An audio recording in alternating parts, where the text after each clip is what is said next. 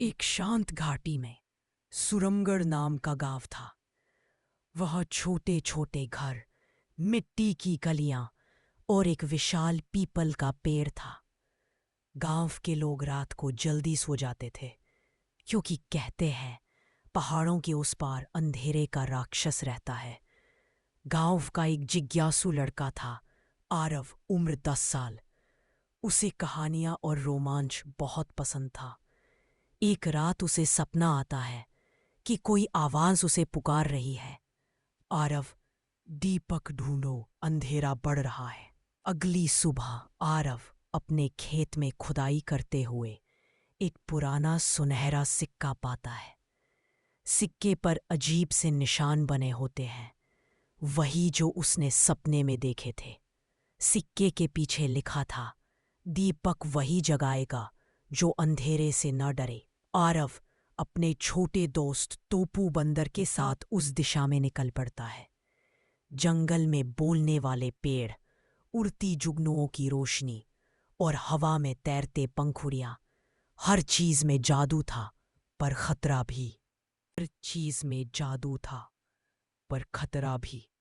जंगल के बीच में उन्हें एक चमकती झील मिलती है, जहां से नीली परी निकलती है।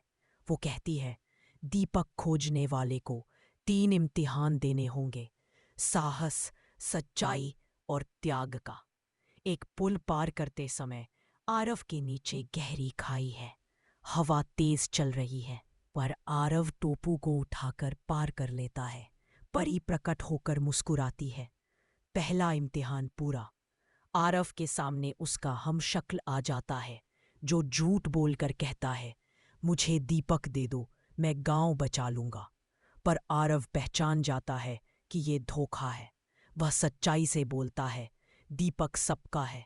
किसी का दीपक पाने से पहले परी कहती है, अगर तुम इसे जगाओगे तो तुम्हारी एक चाहत हमेशा के लिए खो जाएगी।